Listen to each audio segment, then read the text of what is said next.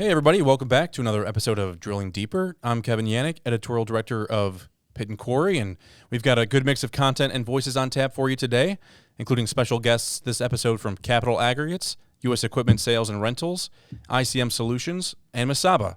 But first, a word from our show sponsor. Did you know East Rock Solutions is now part of the Kemper Group? And together, they're raising the bar on parts availability, equipment solutions, and turnkey plant design. From the pit to the stockpile, Kemper Group has got your operation covered. To learn more, visit KemperEquipment.com or call 610-273-2066. Thanks to Kemper. Thanks again to Kemper. And this is the opportunity for me to welcome in my partner, Jack Kopanski, to the show. Jack, what's going on today? Another exciting day. Thrilled to be here. I don't know. I feel like at this rate, I've probably said just about everything I can every time you introduce me. I got to come up with some new fodder. ChatGPT that. Yeah, you're right. Exactly. Something, yeah. You know. How do I thank my podcast co-host for introducing me on the show? How's the weather? How's the weather? Yeah, exactly. I don't know. But the band's back together. Jack was out and about. I was as well, but Jack was more of the traveling man in the last week and a half, I'd say. Got to a couple of states, Missouri and Louisiana, and we've got some content for the show here today. We got a variety of voices coming in, and all captured by Jack on the road, and looking forward to digging in and hearing what your guests have to say here today, Jack. Yeah, it's been a busy, exciting couple of weeks. I know my wife Jess is glad to have me back after being on the road for, I think I counted it was about 7 of 9 days I was on the road traveling, so it's good to be back in the office, good to be here with you, but it was also fun to get out and kind of see what's going on in the industry. I took a trip up to South Dakota for Masaba's metal fabrication open house that they held in Vermillion, and then from there the next week I spent the week between a few spots in Missouri, visiting a couple Capital Aggregates sites, and yeah, so we're going to hear a little bit about both of those trips in this episode. I have several interviews I'm excited to share with you guys. So first things first, like I said, Vermillion, South Dakota, somewhere I've never been. Flew into Omaha, drove 2 hours north, so I was able to check, believe it or not, three states off my list. Omaha. I think I even drove through, I think it was Iowa for like 2 seconds, really? And then I was into South Dakota. So been to North Dakota twice. Hopefully not in the winter. Well, no, I know it wasn't the winter. Well, I was about to say, I think it was March both times, so Yeah. It was like winter adjacent. It was plenty cold enough, but anywho, yeah, I got to Vermillion, South Dakota a couple weeks ago for the grand opening and ribbon cutting of Masaba's new metal fabrication plant. 147,500 square feet of office and facility. 120,000 of those square feet is fabrication space. The rest is office space, and it's adjacent to Masaba's existing 211,000 square foot manufacturing facility. So I mean, they're pushing 350,000 square foot combined in that little area they have in Vermillion for themselves. Pretty impressive. Ground broke on the facility in April 2024, and you can find all this information and some more on pitandquarry.com. I did a brief write up on the event and kind of everyone that was there and what leadership thought of the opening and everything. Production at the facility began May of 25, and all processing transitioned to the space by September of this year. As I mentioned, a lot of folks from Masaba in attendance, also a lot of people from local political offices and organizations, a lot of Masaba dealers, really a strong turnout for this event, and it was cool. We got to see some of the machinery in action. They were doing, sort of CNC stuff for different pieces of metal. We had like little keychains, coasters. I even brought home a metal tape dispenser, which was a pretty cool swag item. That was neat, and seeing metal being able to be moved around and all that stuff, it was a really impressive event. And I also got the opportunity to talk with Mike Krajewski, Masaba's president, about the opening, and I also kind of got to hear from him about how this year's been and how next year, sort of what his outlook is. And that was a really good conversation. I appreciate Mike taking a little time to talk with me about that. So I guess to kind of kick things off here, let's hear from Mike Krajewski, president of Masaba, talking about the open house and what he expects the rest of this year and into next year. Hey everybody, Jack Kopanski with Pit and Quarry here. I am in Vermillion, South Dakota for the ribbon cutting and open house of Masaba's new steel fabrication facility here. I am joined by Mike Krajewski, president of Masaba. Mike, thanks for making a little time for me today. Yeah, no problem. Thanks for being here. Thanks for covering. So we're happy to have you. Absolutely. Exciting day, obviously. This facility is gorgeous, 120,000 plus some extra on top square feet. Culmination of obviously a lot of work. It was kind of a fun fact here in that from the day you broke ground to the day the first metal was made here was exactly a year. And very cool kind of hearing some of the backstory that Jared was able to provide with all that went into this and this day kind of finally being here. Just what emotions are you feeling right now being able to put this awesome facility on display? And certainly a lot of pride, and absolutely a lot of relief. Yeah. To get to this point. A lot of people put in a lot of hard work to get us here. It's amazing, and to see the turnout that we had, the people from the area. I had a lot of former colleagues, former workers, co-workers, dealers, customers. We had dealers bring in customers in theirs, and it just speaks volumes to the name Masaba has in the industry and in the local community. Mm-hmm. And what does it say about sort of, I liked the way that Jared was putting it up there, about that continued mindset of Masaba to either grow or accept the status quo? And obviously you guys are choosing growth. Yeah, 100%. When I started here almost 4 years ago, that's why he brought me. Mm-hmm. We talked about what Masaba could be, and never being content with where we are. And we rebuilt our leadership team. We've restructured our organization. We've streamlined operations. It all led to us being able to make this type of an investment and this type of decision to move forward. We heard it from our dealers. Capacity. They wanted Masaba product. We couldn't deliver. Everyone remembers what 2020, 21 were like. We didn't want to get in that situation ever again. So. You mentioned that obviously the dealers, those relationships, I'm sure, are very close and very special to you guys. And you mentioned obviously some dealers here as well. What does that kind of say about the relationship that Masaba fosters with its dealer network, and being able to have that relationship where you've got guys coming from out west, coming from all over the place to come do an event like this and support Masaba? Yeah, it certainly speaks volumes. We did have them in here for a couple days to talk, for dealer meetings, to talk about the future of Masaba. So they got a little bit of a sneak preview, but it's amazing that, in the short time that I've been with the company, the relationships that I've been able to build, it's an amazing industry. I didn't come from this industry, but I love it. It's such a close knit, and you run into people at the networking events, and to be able to have them here, it does. It speaks volumes about the relationships that we've been building, the growth that we've been experiencing. We certainly wouldn't be here without them. Right. Obviously, still a couple months left in the year, but this is a pretty nice cherry on top of Masaba's 2025. How's the year treated you guys? How was business for you guys this year? It's been really solid. We had a couple slow months in the middle of the year. Certainly, I think everyone understands how the tariffs created a lot of economic uncertainty, not only in our industries but others. But I think once things kind of settled down, it's been great. We've had a really strong year. We've got a strong backlog going into next year. Getting this facility up and running, I tell you, we feel like a bull in the chute. Yeah. Ready now that the door's open, we're gonna go after it. Right. That's awesome.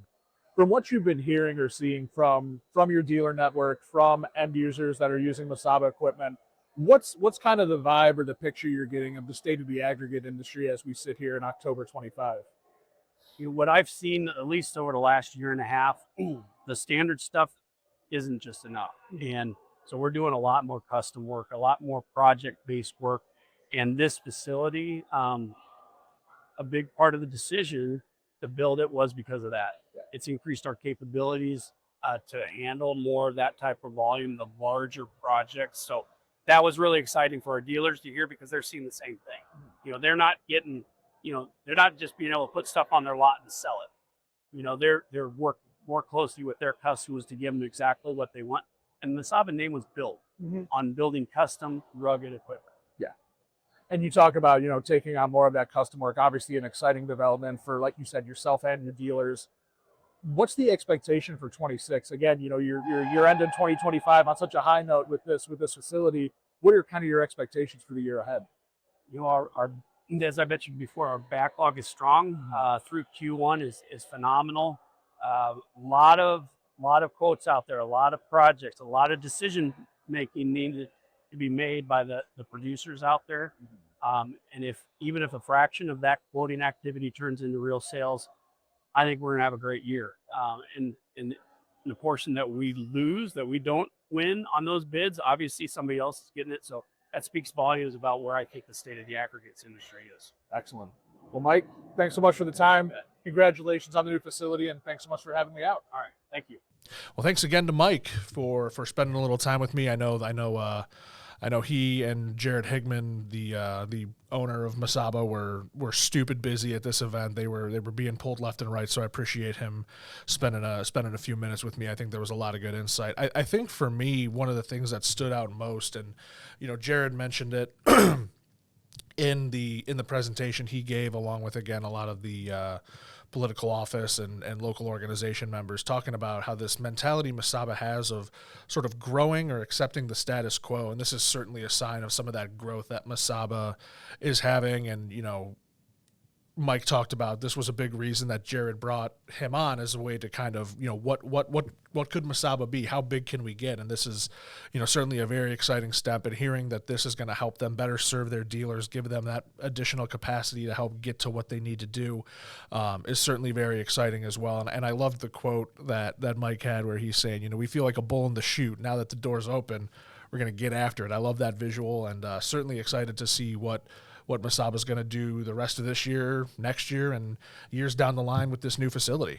No, I think this is a fantastic story for the industry, for Masaba, obviously, at firsthand. But investments like this, Jack, facility investments, expansions, new builds, we've seen a lot of those at late, actually. I was down in West Virginia recently. Commonwealth Industries had a grand opening, ribbon cutting for a facility they've had open for a time now, and credit to them for finding growth opportunities for themselves in support of the industry.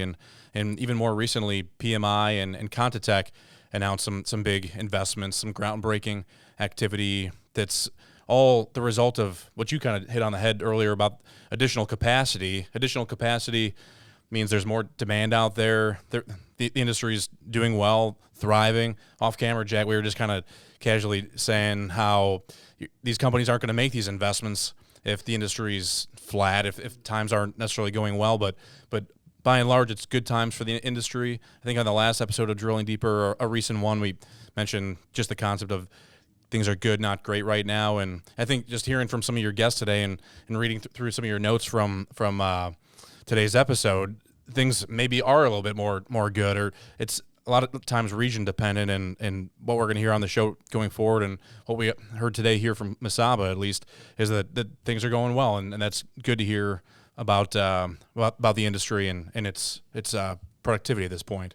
Yeah, 100%. I know a lot of what we've heard this year, and you've kind of heard it being out and about in a lot of your travels, and we even kind of heard at the start of this year at our annual roundtable that there was, some cautious optimism. People were excited for this year, but there is still a lot of uncertainty, and there still is a lot of uncertainty. There's definitely some stuff going on that, can kind of give folks pause. So to be able to see a success story like this, and again, hearing about companies like you said, Conweld, PMI, Contitech, very exciting, and I think it's a positive sign of showing that, hammering home this idea that we've talked about a lot before, that this industry is, everybody's always going to need aggregate, concrete, construction materials. So, this industry is not going anywhere, and hopefully that continues into next year as well. So the Masaba visit, obviously kind of highlighted by that interview conversation I had with Mike. I also had the opportunity there to talk to some Masaba dealers. There were a lot of Masaba dealers there, as well as another Masaba employee, someone that we've dealt with a lot. He's been on the podcast once or twice, Kirby Klein, to kind of pick their brains about how the year's been for them, what they're expecting for 26, just kind of get a general vibe of the industry.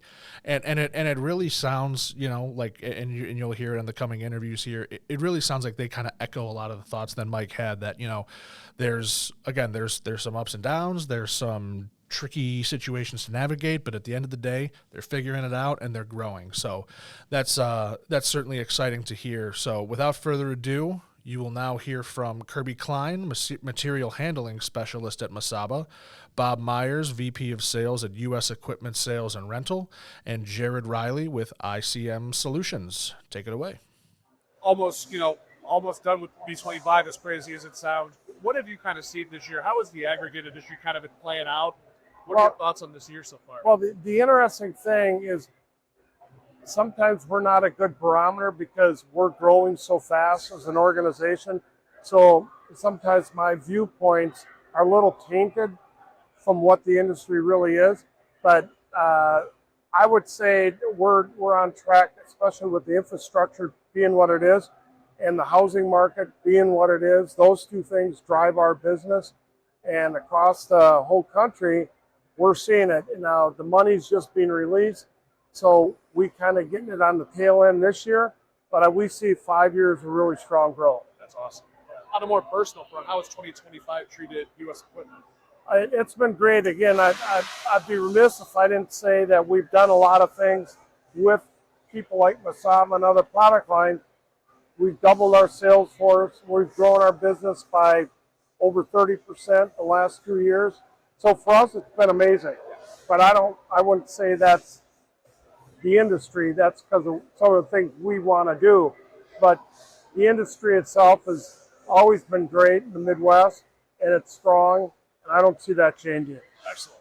I was about to say, you kind of mentioned that changing. What are maybe your hopes or expectations as a company and maybe the industry as a whole going into 2026? Well, again, I hope the funding continues to roll out, not only for highways and home building, but airports, and other infrastructure. I think the AI is going to need big facilities. I think that's going to serve our industry very well. So again, I like the way the different interest rates are going. I like what's happening in the country with credits so I don't see anything but good stuff for our industry. Fantastic. Bob, thank you so much for your time. Yeah, Best of luck. Real pleasure. Thank you. How's the year treated Masaba? How's business been for you guys this year? It's been a record year again. I mean, we continue to have them, which is good. We're looking forward to 2026, which we're projecting an increase again in our overall sales. The outlook for 26, in my mind, I'm going to say the same thing I said for 2025. It's going to be a killer year. That's awesome. I love it. It's going to be a killer year. Yeah. We're going in with a nice backlog into 26. We need it to be a little bit better. We've got some gaps we need to fill in our backlog schedule, but at the end of the day, it's all going to come together. It always does. Yeah. We're not in any way, shape, or form where we're concerned that we're not going to fill that backlog. Exactly. We've got good dealers. You just interviewed one. Mm-hmm. They're one of our top dealers. Year after year, you interviewed one before that. They're a top contender as well. We want the A team to be our partner, right? And I believe that's who we have with our dealers. That's huge. That's great to hear. From what you've been hearing from your dealers, from end user customers that are using Masaba equipment, what's kind of the vibe you've been seeing or hearing about the state of the aggregate industry as 2025 nears a close? The middle of 25, it seemed like we were hot, and then it kind of went down a little. Now it got hot again here at the end of the year, which is good. But we had a backlog that was able to, we weren't concerned because our backlog was already kind of backfilled. We've been fortunate to be able to stay ahead of that. Absolutely. Another killer year next year? 26 27 is going to be a killer year too. Yeah. Big projects out in the works that are even, I call them outside of aggregate. There's, some civil projects that are government funded that are out there. I think we're going to see a lot more dam projects because of the water shortage, and the growth in the West is going to be, its limitation is the amount of water we have. You look at Hoover Dam and Lake Mead and how low that is, that can't sustain. Somehow they've got to get more dams built to retain that water. Absolutely. Well, Kirby, thanks so much for making a little time for me today. Appreciate it. Thanks for having me out here. Yeah, likewise. Glad you can be here. Appreciate it. How's 2025 treated you guys at ICM? I know it's kind of been an interesting year for a lot of people in the aggregate industry. How's this year been for you guys? It's been very well. ICM just they acquired the crushing and screening division down in Arizona, so we're covering Arizona and Northern California, and then we've expanded our footprint into the West. Idaho, Nevada, all of Nevada, Utah. So it's been a good year for us, for sure. But acquiring those, we've brought a lot more employees on. Really, ICM's just building themselves up to support all the guys in the West. Yeah, it's fantastic. From what you've kind of been hearing from, be it partners like Masaba, from customers of yours that are end users, what's kind of the vibe you've been getting about the state of the aggregate industry as we near the end of 2025, pal? There's a lot of them they're really getting ready to increase and do more volume in the next year. I mean, that's just the name of the game, is you got to produce it fast and quick. So a lot of my customers, they're getting ready for 2026 with newer equipment, better equipment, upgrading what they have. So I think the forecast for the rest of the year, I don't see it slow down. Fantastic. Yeah, and that was going to kind of just lead me into my last question, just kind of what your thoughts or expectations were for 2026. Definite, growing, expanding. I think we'll probably do more. I don't see a slowdown, so I think next year will be an increase as well. Fantastic. The industry doesn't, everybody needs concrete, aggregates, minerals, construction projects. So the building that's going on in Utah and in the West right now, it's strong. So people are needing a lot of aggregates, construction materials like that. So it's been good. I think it'll be a good year. Glad to hear it. Well, Jared, thank you so much for the time. You're welcome. Appreciate your insights. Thank you again to Kirby Klein, Bob Myers, and Jared Riley for taking some time to talk with me during Masaba's open house. Definitely a lot of good insight there. Certainly a lot that we can kind of get into, even from just several minutes of insights there. What kind of stuck out to you the most from what we heard in those interviews? I thought the quote from Kirby talking about killer demand. Yeah. Kirby always has kind of an interesting, unique way of describing and characterizing what's going on out there. And that's awesome to hear, the fact that there's killer demand out there.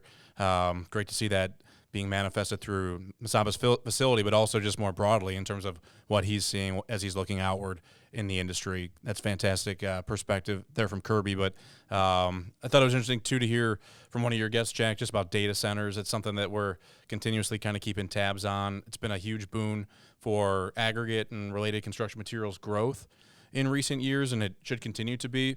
But as I was kind of preparing for the show and we were talking off camera about some of the talking points we were going to share, the data center note kind of made me think of a tweet I actually saw this morning related to Elon Musk, who's got one of the more creative minds in the world, maybe the most creative mind in the world. That's a nice way to put it. Yeah, and he, he's obviously in so many different things, but he was talking about data centers, or they came up on Tesla's recent third quarter call. So he was noting how basically each Tesla car has 1 kilowatt of high performance AI inference capability.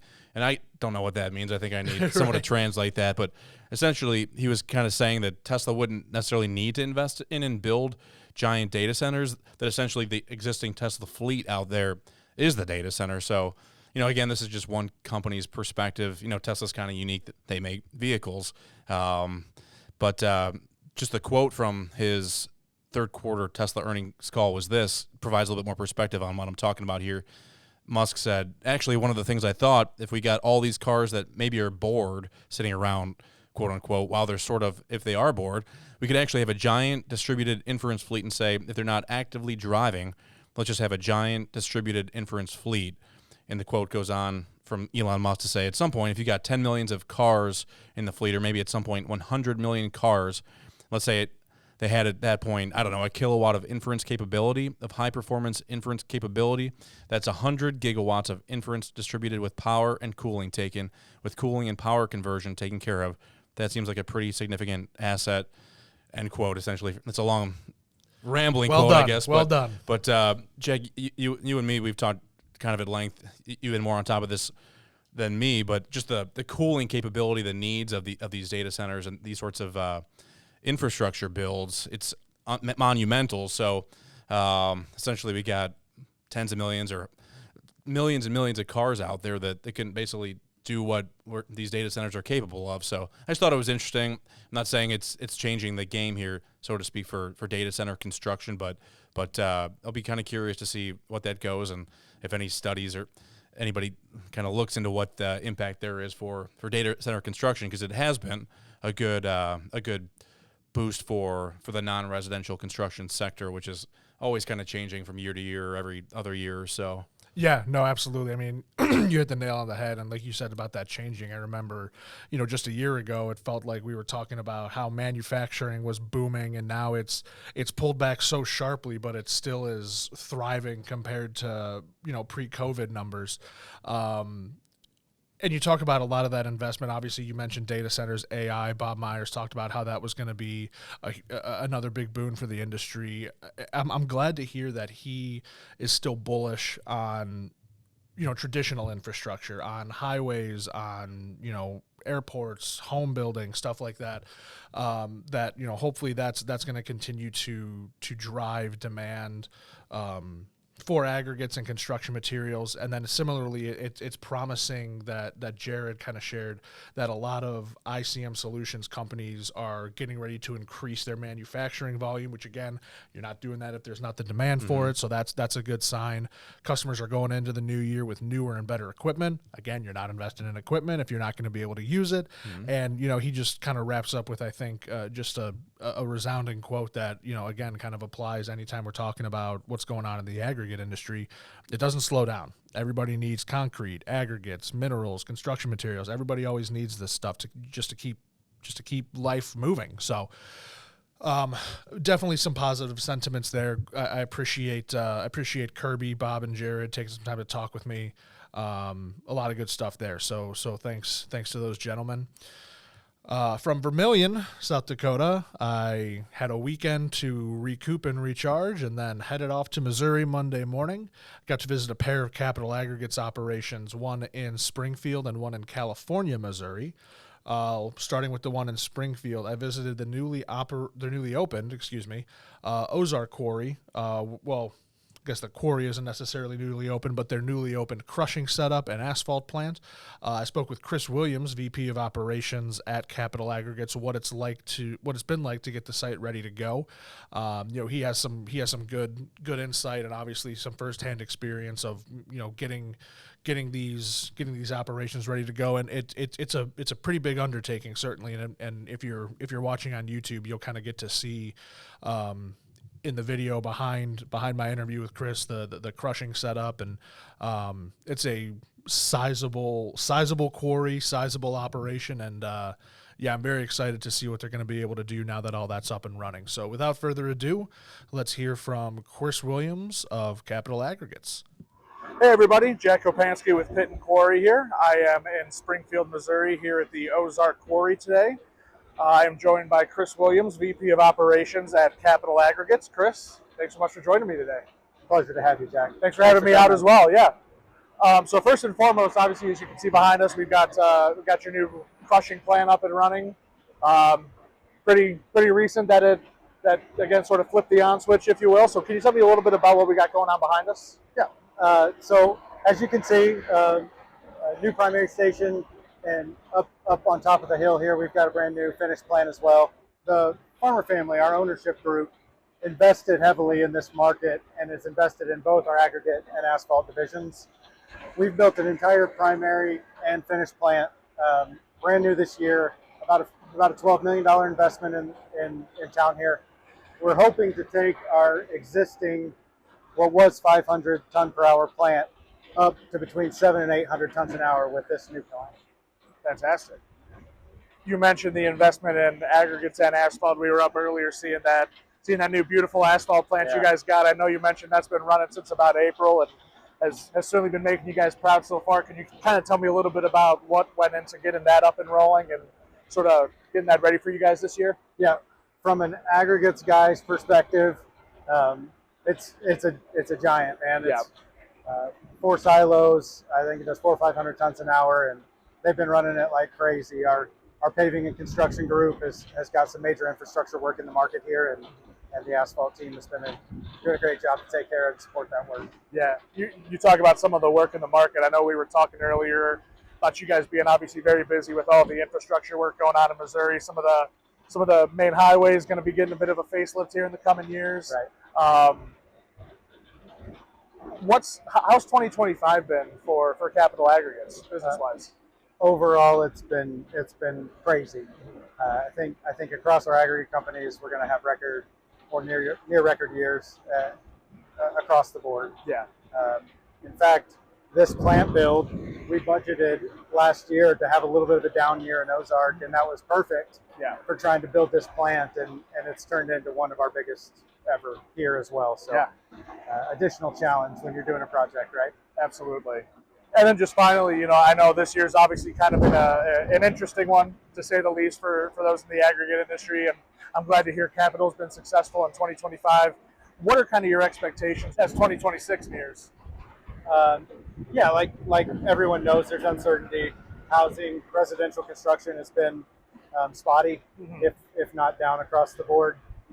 Again, we're fortunate in places we operate that there's, generally speaking, a lot of infrastructure investment, and we're cautiously optimistic, maybe the way to say it. Right. I think that's what everybody's saying these days, but we're in the budgeting phase for 26 right now, and on the sales side, everything still looks strong, so we're excited to attack it. Fantastic.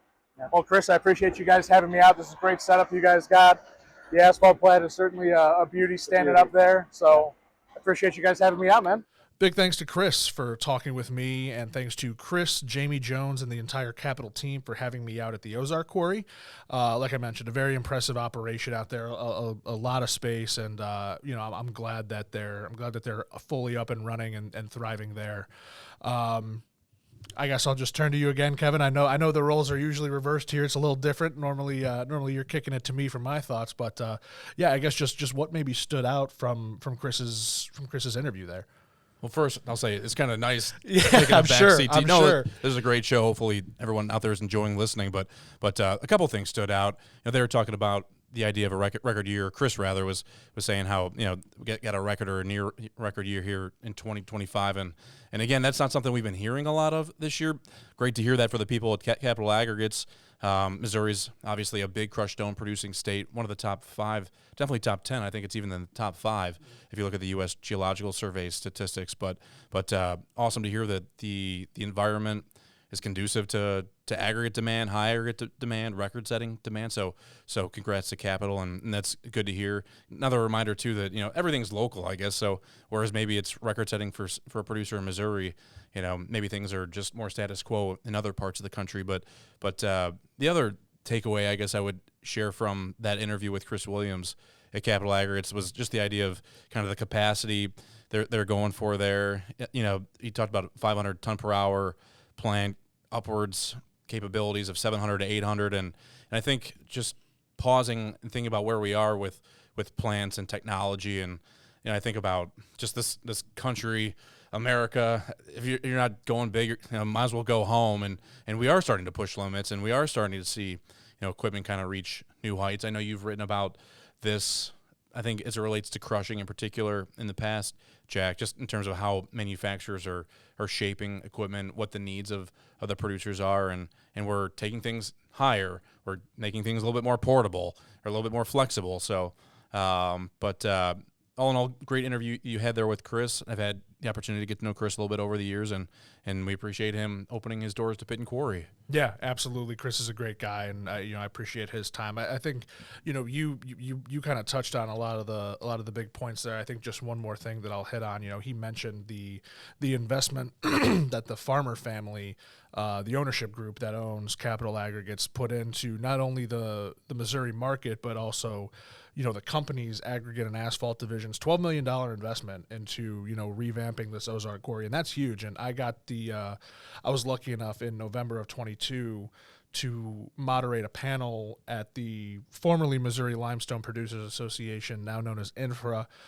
Kirk was on the panel, and, he's just one of those guys that you can tell, like, he loves this industry. He loves what he does, and he truly wants to see it thrive. So I'm not at all surprised that he was willing to literally put his money where his mouth is and make this investment because, again, it's a great group at Capital, and these guys are, just really, really at the core of what this industry is about. So, that was just great to hear. So very, very, very cool visit there. Great talking to Chris. Great seeing Jamie Jones again as well. And then finally, for the last stop of this episode, after Springfield, I headed north a couple hours to California, Missouri. Never knew there was a California, Missouri until this trip. That was kind of crazy. To another Capital Aggregates site, the aptly named California Quarry. They had a spread of tracked mezzo equipment there that's been running for more than 20 years. I believe it was going on 21 and 22 respectively. The spread is made up of a LT-110 jaw crusher, an LT-113 impactor, 3 ST-620 triple deck screens, and an HP-300 cone crusher. As you'll hear in this interview, Capital has a lot more portable equipment than that on deck that they can swap in. You'll kind of hear about how they utilize this plant in and out of the quarry, and just kind of what's led to them being able to get such longevity out of these pieces. So very exciting. I always love hearing about and telling stories like this of pieces sort of going above and beyond. So without further ado, one more interview. Let's hear from Kevin Nichols of Capital Aggregates. Hey everybody, Jack Kopanski with Pitt and Quarry here. Today I am in California, Missouri at Capital Aggregates California Quarry.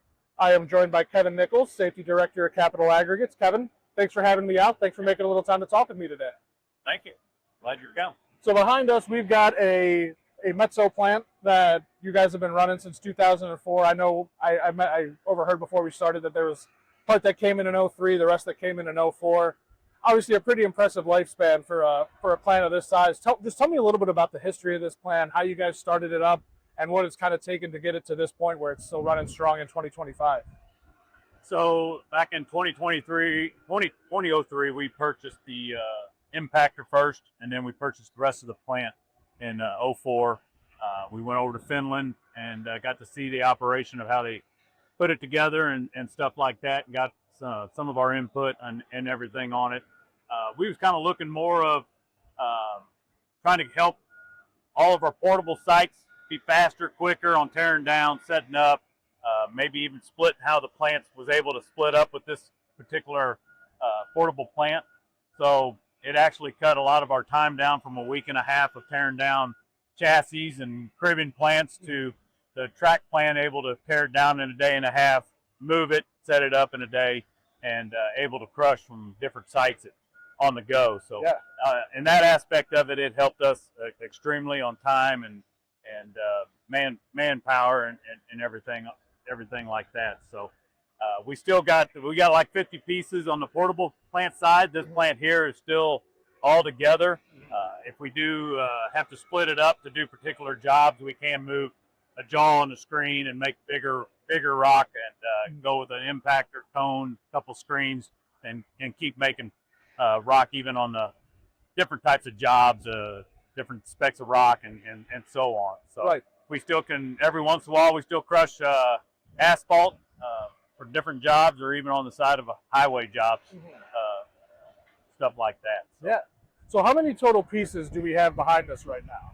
So we got a LT-110 jaw, we got a LT-1213 impactor, we got 3 ST-620 screens, 3-deck, and we got a HP-300 cone, all mezzo. So I think back then, 20-some years ago, it was the first loco track the whole train of the Metso equipment, where you can link each one of them together in the United States. That's awesome. That's great.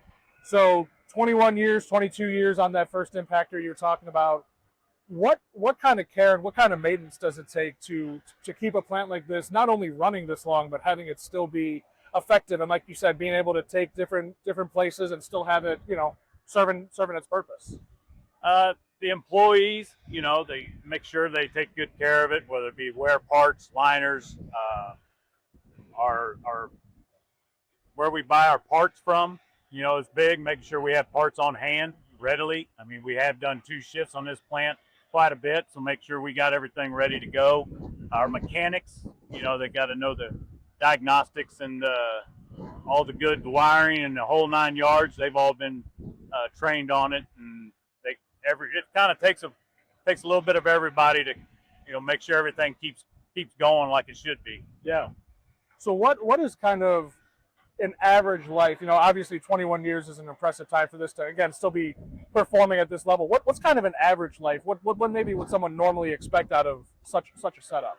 I would say it depends on your employees, yeah. And, your maintenance records and your mechanics and everything like that, and make sure that everything, when it's broke, fix it. Don't let it go too long, and you do something like that, you're just making it worse. So it takes a little bit of everything. Now, how long? Like I said, we had the first one in the United States, so they're still going. We still have good success with them. We're still able to tear it down and move. We're still able to, when we shoot, track it out, put a shot down, and move it back in all in a couple hours. So that's big. That's huge. Yeah. Well, Kevin, thanks so much again for having me out today. Thanks for talking with us, and best of luck for the continued success of this awesome plan here. Thank you. Thanks to Kevin Nichols for chatting with me, and thank you once again to Capital Aggregates for having me out and for the hospitality while I was in Missouri. Before we get into thoughts, I'll just throw out there that you can be on the lookout for a write-up of what's going on at Capital's Ozark Quarry in a coming issue of Pit and Quarry, as well as a story about the impressive lifespan of that Metso spread in a future issue of Portable Plants. It was interesting in talking with Kevin and kind of learning more about this plant and it makes sense that their desire to kind of institute this plant when it did 21, 22 years ago came from wanting to, obviously be able to tear down faster, be able to move it faster if they need to, and being able to cut down from a week and a half to a day and a half is like, my God, did they ever achieve that goal? So that's certainly impressive. And I think the other part, actually being there, was really cool to see where it was positioned. You had sort of faces all around, or I should say, the quarry face all around where the plant was. And when we were talking, he mentioned near the end of that interview, he goes, when it's time to shoot, they track the plant out, put off the shot, and then move the plant back all within a couple of hours. I mean, the ability to do that is just so cool, because obviously, you've got valuable material there. You don't want to spend days getting, having to move stuff out or not being able to shoot there. So very, very cool. And being able to, sort of plug and play, if you will, different portable pieces within that spread to create bigger products, different products, smaller products, certainly is, I'm sure, valuable to the company as well. So I appreciate all the time that Capital allowed me to come out and check out what they have going on. Speaking of going on, Kevin, I want to let the people know what we have going on here at Pit and Quarry. Well, we're already here in the month of November, if you're listening to this, and we just dropped the Pit and Quarry University Handbook. If you receive Pit and Quarry by mail, look for that. It's a 252-page guide to all things aggregate processing. It's going to be a handy resource for you for the next decade or so, as we put that together every 7 to 10 years. So keep that resource handy if you received it in print, and if you did not and you want to access that content or share it with your employees, share it with colleagues, go to pitandquarry.com/PQU. That's where we host all of our Pit and Quarry University content. It's comprised of 11 chapters of everything from site selection and geology all the way through loadout and scales and weighing. So it was probably the number one project that we did here at Pit and Quarry in 2025, and looking forward to that not being on my slate for 2026. But really excited to put that out to readers. We're actively, as we're sitting here, Jack, in the Cleveland office, it's still October, but we're going to be working to put all that content online. Our digital media lead just gave me a a sly smile off camera because everything Sydney. everything I did to assemble that for our print readers is now kind of shoved to Sydney Fisher's plate. So Sydney, thanks for getting that out there. I know our readers are looking forward to that, and that's going to be beneficial for everybody for the years to come. And lastly, Jack, you were in my office earlier, and we were just talking about the show, and we got a couple additional producers register for the upcoming Pit and Quarry Roundtable and Conference, and there's still time to register for that. It's something that you should apply for if you've not yet attended a roundtable, or if you know Jack, you know me, you've got our contact information. I'd encourage you to reach out and see how you can attend. But our annual Pit and Quarry Roundtable and Conference is going to be January 27th to the 28th at La Playa Beach and Golf Resort. That's down in South Florida, specifically in Naples. And it's a 2-day event. It's mostly made up of education, networking. We've got a golf outing on day one. That would be the 27th of January, come 2026. And we'd encourage you to check out pitandquarry.com. We've got a lot of content there from the past. Specifically, I would check out pitandquarryroundtable.com. That's our dedicated roundtable website. So that'll give you more of an idea of what the roundtable is all about. Jack, that'll be your fifth one already. At this point, fifth or sixth, right? Fifth? I think it'll be, so my first one would have been summer of 22. 2, 3, 4, 5. Yeah, this will be my fifth one. Crazy. Yeah.